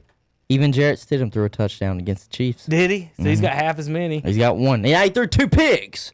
Right. But Well, that's the same touchdown to interception ratio ratio that Cam has. Yeah. So my thing is that this was not their plan up until a month and a half ago. So what was their plan, and why is that not still the same type of plan to where they weren't going to run 10 times of Hoyer? Right. So why? Well, I'll say this. Have you heard the rumor? Have you heard no, it's just a serious rumor. There are reports that Washington will probably be in play to try and sign Cam Newton next year. They could have already done that. That's the dumbest thing I've ever heard. Isn't it? No, it's not happening. Now, They could have already done that. I don't think it happens because I think we're in too good of a position to just draft one. But what do you think that does for the Patriots wise if they get murmurs that there might be someone willing to be a suitor for Cam? Do they keep him and just try and use him as a trade piece and just get something for him, or do they just let him walk? Who the hell trades for 2 touchdowns, 4 interceptions? Well, that's what I'm saying is like Ron Rivera didn't want to. I don't know what they're doing with him. So if that's the case, if that was the case, would they not just jump ship right now? Say we're going to just play Hoyer or Stidham. They might. Bill Belichick has cut people before. I mean, he has, but if he cuts Cam Newton, what does he lose? Nothing. I don't think he's under 500 right now. I don't think he'll cut him until they're. If they get to they're not going to make the playoffs. They might. I don't know about the. I could see them if they went on a week 5, week 8. If they went on a 2-game losing streak, maybe. If not, cut him, bench him. You think him wouldn't just bench him? I think he would. And then if someone wouldn't want to trade for him, then but who's going to trade for him when anybody could have signed him whole off season? And that's the thing about that. I don't think you have any. That's what I said the whole off season. I said Cam doesn't realize that there's not going to be a big market for him because a lot of teams, they have their quarterback situation at least filled right now, and if they don't like it, guess what? We just draft one the next year. All right, let's move on to a couple more little hot topics. Why has Adam Gase not been fired yet? I think he has dirt on the general manager. He has to have something. There's no way he has that kind of power in that organization. Like, there's not. When your defensive coordinator is him after the meeting with the googly eyes. Oh, okay, yeah, where he looked like he was fucking cracked out. Right. Listen. When your defensive coordinator is even coming out and bad-mouthing you, essentially, taking little subtle jabs, come on now. I mean, nobody in that locker room likes you. So why are you just still there? Why are you still there? Jamal Adams wanted out. You moved off, so you moved him. Le'Veon Bell, you moved off of him, even though he was probably your best offensive player outside of Sam Darnold, but you never played him. Well, one, he was hurt. But do you know what I think it really was for Le'Veon? I'm hurt. If those of you that can't see me because we're showing crazy-eyed Adam Gase, I'm doing quotation marks, and I'm hurt. His feelings were hurt. I'm hurt. Not his feelings were hurt. It's get me the hell out of here because I'm not winning and I'm not being productive. And where did he end up going? With the Kansas City Chiefs. I don't know. I haven't seen a single person. He has to have dirt on somebody because when you were 0-6, think about it. The Falcons were 0-4 or 0-5, and they fired Dan Quinn, who had been there a lot longer than Adam Gase. Yeah, they said we just can't be in this rut right now. I mean, if they're talking about, they've even talked about TV and stuff about even getting rid of Sam Darnold. And if you're at that point, if you're talking about Sam Darnold, why is right? If you're talking about Adam Gase not either the franchise, your quote unquote franchise quarterback that you drafted literally 3 years ago, the same year that Baker was drafted, they haven't moved off Baker yet, and you're thinking about moving off of Sam Darnold and not the head coach? Come on. So come on. With you bringing that up, there's a ton of people in the I hate Baker Mayfield camp. He did not look good. He's not playing well. However, he has not looked good. It's not just did not. He has not looked good. So what? My assessment on it is a couple of things. He's got 10 touchdowns, 6 picks. Okay. Mm-hmm. I think he is thinking I think he's playing like a young Brett Favre, into where he's not afraid to throw passes. Mm-hmm. And he has a live arm. The ball jumps out of his hand. Now, a lot of times he overthrows guys, and look, just looking at his numbers, let's say in this is in the Cam Newton range is where I'm going with this one too, is that they never threw a single pass other than Tony Romo when he was there, I don't think, if I remember correctly. And then all of a sudden, Dak gets there and Dez Bryant's throwing reverse passes. Mm-hmm. Julian Edelman threw 2 passes Sunday. Jarvis and Odell will get their crazy passes. They each get like a pass a game. Mm-hmm.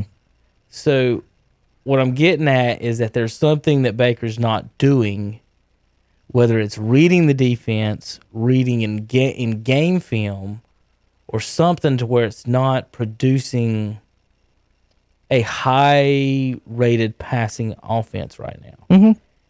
And number one, Nick Chubb's not there. That hurts. That's a different. That's a big difference. Kareem Hunt is quick and fast. That's not tackling Nick Chubb.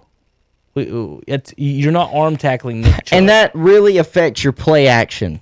Because you're not feeding Nick Chubb nearly as much, or how I should say, you're not feeding Kareem Hunt nearly as much as you would feed Nick Chubb. Right. So it's going to really damper your play action. So Baker is really good in play action. Very good. He's good moving. What he is not doing, and I don't know if it's the offense, and this is Brady, 1, 2, 3, throw. Breeze, 1, 2, 3, throw. There's none of that in Cleveland. No rhythm. There's no rhythm, no timing. There's no 1, 2, 3. Like, to me, if I'm quarterbacking right now and I have Jarvis and Odell, for the most part, we could run slants every play, and I figure at some point Odell Beckham might be the best slant runner in football. Within 4 steps, like a drop back, 1, 2, 3, 4, plant and throw, I feel like one of them should be open. Would have a chance to be open. And if they're not, then we can move around the pocket. Then we can do this and do that. But that they're not trusting him to make the right reads. And I don't know if you remember when his rookie year when he's throwing all them touchdowns and they talked about it, made fun of it, saying he was only reading one side of the field. Mm-hmm. Well, yeah, that's what he's doing. Michael Vick did that. So that, and for a different reason. One, if Vick, after he reads that half of the field, usually there's some running room, and you got a better chance of him taking off as opposed to whatever. But Vick will read half the field and then look back to the other half of the backside deep ball. And if that wasn't there, he's gone. And Baker can't just take off like that. So there's I'm not saying he's playing terrible. Right. What I'm saying is he has a good arm. I see why anybody would want him out there. And he's definitely, I like his attitude. I like him thinking we're going to win. We're going to come out there. I like the FU attitude. But there is something that is not connecting. Now, again, Hunter, if your team, and I want to talk relative expectations. Like with the Braves, did you expect to win the championship without Soroka before it started? What's your expectations as a Browns fan? You're 4-1. Right. Well, now it's time to panic 4-2. Sorry. This week. This is the first time they've had this. They've been above 500 in 10 or 15 years. The first time they've been over this since '94. So, what's your plan? What's your idea that I don't like this being 4-2 stuff. Right. We made a won a playoff game in 25 years. You lost to the Steelers. This is a terrible. We lost maybe the best team in football. Let's right. Let's fire the quarterback. Like that. What the fuck? Like, come on. So to me, let's be careful. Let's be easy. Trent Dilfer won a Super Bowl. Right. Doing pretty much what Baker's doing. Right. Aitman was more what Baker's doing. It's the interceptions is the problem. You throw a pick six, that's the problem. Ask Aaron Rodgers. I mean, he was 10-0 and then pick six. Pick almost another six. They tap it in, pick six. So what I'm getting at, Hunter, is kind of wanting to see what you're saying where everybody else is at. And I know you like looking at these college guys, but and to me, trading an asset for picks to me is always weird because it's an invisible person. You don't know if they'll that's out. been the problem, So what do the Browns do? What do the Browns do? I think the Browns are in a fine spot. Do they keep do you keep Case Keenum or a veteran backup to challenge Baker that way in case he has bad games like they're doing this year with Keenum, or let's say next year, because obviously they're not making a move now. Do you start looking to draft 4th, 5th round quarterback? Yes. Okay, that's where I was going. Yes. I'm drafting a 4th or 5th round quarterback. Think about it. I mean, he's not going to have the huge rookie contract that a 1st or 2nd round guy's going to bring in. Right. And you don't really have high expectations for him. But I will say this. I like Baker, but if you happen to fall upon a Dak in a 4th or 5th round, I mean. Romo's undrafted. The Cowboys. Tom Brady went in the 6th round. Yeah. Staubach and Aitman were top picks. And then they've had a ton of guys that weren't top picks, and like you said, Brady's 6th round. I think Montana was what, 2nd or 4th. He wasn't first. He wasn't the first round. And so we've looked at it. We've done the numbers. I'm just wondering if that's what the Browns should do, as opposed to saying, I don't think they should just get rid of him and say Kirk Cousins, let's get him. Oh, I think he'll be available though. But that's beside I know the that point. might be available. That's my point is instead of going and getting a replacement like Nick Foles or something like that. You know what I mean? Like a guy, a guy like that. 100%. Do you draft a guy or just keep pushing? If I am Cleveland, I am drafting a quarterback. I would let Case Keenum possibly walk or just keep him in the quarterback room just so you can have that veteran guy. All right? I'm fine with that.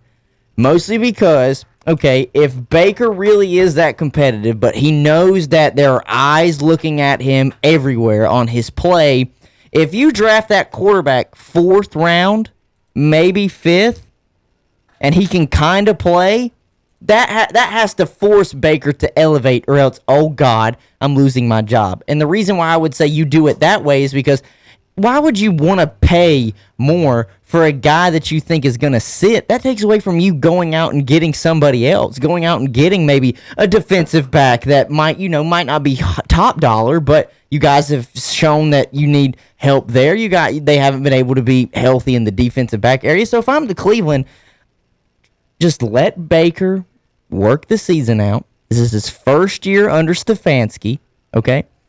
There's no need to press the panic button. You just lost to, like you said, arguably the best team in football right now, which is the Pittsburgh Steelers. Just calm down. Just calm down. But at the same time that I say that, Baker, wake-up call. It's a wake-up call. They put Case Keenum in, okay, for a reason. It's wake-up call time. He did get hurt. What was it? I don't know exactly what it was. But if it wasn't serious, they just put Case Keenum in there over you. Okay? I'm just going to be completely honest with you, Baker. If you were listening to this, just button it up a little bit. Just button it up a little bit on the turnovers. And maybe, you know what I think it is? I think he's playing stiff. I'm not saying you have to go out there loosey-goosey just letting it rip all over the place. But, like, he's jittery. He's getting a little bit nervous in the pocket. Mm-hmm. I don't know. I don't know what it is. But to answer your question, if I am Cleveland and I'm trying to do something somehow to maybe light a spark underneath Baker at the quarterback position, I'm drafting one. I'm not getting another one in free agency. I'm just going to draft one. Because, think about it. I mean, Romo lost his to a 4th round pick. How many times have we seen a draft pick come in and replace the starter? Well, you see it all the time. So, that would be what I would do. How do you not have a box score on a Surely to God, there's something on here. Oh, here we go. Chris is not a fan of Tom said he hurt his ribs. All right, Chris is not a fan of the game manager quarterback winning Super Bowls. However, 49 of 54 Super Bowls have been won by a top 12 defense. The last 9 Super Bowls have been won by a quarterback who did not have a top rated or top salary in the league. Going and looking back, Brad Johnson, of course, won one. Jeff Hostetler won. You could classify, compared to Romo, Aitman's a game manager. Romo lit those stats up. So you kind of go there. Peyton Manning's his Super Bowls, he beat Rex Grossman and he had 247 yards passing in that game. Rex Grossman had 165. And then looking back, a couple more. I don't really, as long as the quarterback don't throw turnovers, picks, that's the biggest thing. Is don't go out there and throw picks. I mean, Peyton Manning, he was more of a game manager in his last one. But Brady, some people really thought he was the ultimate game manager up until Randy Moss got there, and he said, you know what? We'll just break some records. You're just running the system. We'll just break some records, and they did very well at that. But, you know, Nick Foles obviously isn't a blow him off your heels type thing. And so I wouldn't say you can't or couldn't, but, you know. What are you talking? I mean, let's not act like San Francisco doesn't use Jimmy Garoppolo as a game manager. I mean, he's not out here making the Patrick Mahomes type throws. All right. I mean, that's what I just don't understand about. There's nothing wrong with a game manager. The guy's not going to turn the ball over. I just want to. If you've got a great defense and the guy's not throwing picks, I'm pretty sure that's winning football most of the time. Right. But yeah, that's your thing. Give me a future Hall of Fame quarterback and a good defense. Well, damn, Chris, nice. I think everybody wishes they could have that, but. I mean, life ain't that fair, you know? Joe Flacco won in 2013. I guess he would be the last one. I think he should be in the Hall of Fame, but the voters might not do it. I don't know. Your 10th all-time playoff wins, Super Bowl. Dilfer was also the 4th overall pick. And he said we might differ on our definition of game manager. Yeah. I would say if you're not averaging 300 yards a game, you're a game manager / something else. 300 plus for the most part. Alex Smith, his whole career. I would say, yeah. I mean, game manager. I guess it would differ from people to people, but if basically those guys like Aaron Rodgers, Drew Brees, those guys can win it without having the running game. Mm-hmm. But they can't win it without having a good defense. That's everybody. That's why Nick Foles and the Bears are winning right now. Good defense. They're shutting out everybody. That's Hunter. Think about it. They've switched quarterbacks and they're just rolling along. Let me do a couple quick synopsis real quick through the or walk through the standings that kind of point out a couple things playoff wise. For you folks out there wondering who's in the playoffs, it's a different type thing this year with 7 playoff teams. Current AFC teams, Hunter. Pittsburgh 1, Titans 2, Chiefs 3, Bills 4, Ravens 5, Browns in the 6th seed, Colts. So round 1 would be Colts at Titans, Browns at Chiefs, and Ravens at Bills. AFC better than the NFC this year, Hunter? Yes. Or at least the top half? Yes, this year, yes. For the Cam Newton fans, he's in 11th in the AFC right now. And again, I don't even think he's playing all that terrible as much as they're not throwing it, and they got a bunch of players off. Hunter, I don't know. They might not be in sync right now. In the NFC, you got Seahawks. Think about this, Hunter. Your top 3 seeds are Super Bowl MVP winning quarterbacks, I think. Yeah, they are.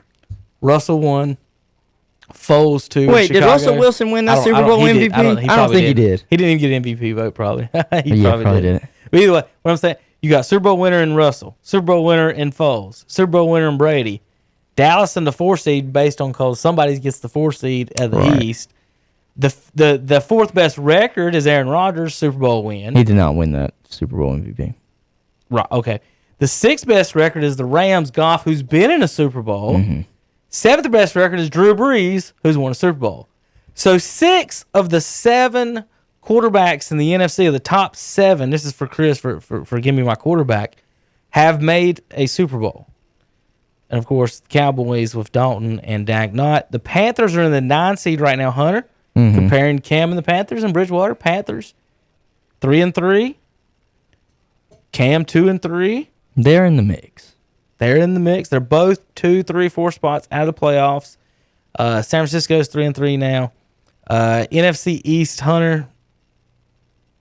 I know you're a Maryland fan. Who do you think is the Cowboys the favorite? Yes, I think they are. With Andy Dalton. Yes. With Andy Dalton.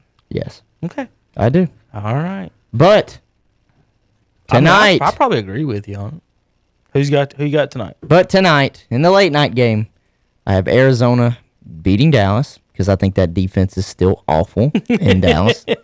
DeAndre Hopkins is probably going to have a hell of a game.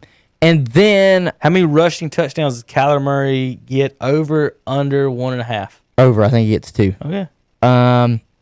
And then the Bills-Chiefs games, I think the Chiefs will win, but it's in Buffalo, so don't you count out those Buffalo Bills. Yeah. And that is my predictions. So Chiefs will win, but don't count out the Bills as your prediction. Don't count out the Bills. I'm basically saying Chiefs will win, but if Buffalo upsets, it will not surprise me. I saw, I think it was Keyshawn said the Steelers are the best team in the NFL. Agree or disagree, Hunter? I think they're really good. I think the team that's fighting for the best team in the NFL, both in the AFC, it's either Pittsburgh or Tennessee, because Tennessee is damn good. They pulled that one out their ass, by the way. They did. They pulled that. But what are you going to do with him? who's going to handle Derrick Henry? That's a man amongst boys. So the 3 undefeated teams left, Hunter, in the league are the 2 of the 3 of the teams that I picked to win the Super Bowl or be in the Super Bowl. And then, of course, the Titans here at 5-0 almost got beat. And that would have been my bragging rights this week is Hunter. Y'all just got to tell me I'm right more often. Titans. All right, guys. King Henry. Anything else you think about, Hunter, that we need to touch on? I have nothing else. Any more Braves? No, No more Tar Heels? I'm calming down now. I'm calming. You're good? I'll be fine. It's a bad weekend, bub. Yep. been rough. It was a bad weekend. Hunter, a Georgia Bulldog fan, a Tar Heel fan, and you know I'm clipping to the question from Saturday: will Georgia and North Carolina be in the national championship game? 3 days ago, they had a chance. Now, not so much. All right, we're done. I had to twist some knives in the Hunter before we get out of here. Thank you everybody for watching today. KDC Broadcasting and listening on the podcast. Everybody have a pleasant good day and good evening. Kevin Hastings for Hunter Yancey. Shock Jocks, Mondays, Wednesdays, 2 o'clock, Saturdays, 8 a.m. KDCBroadcasting.com.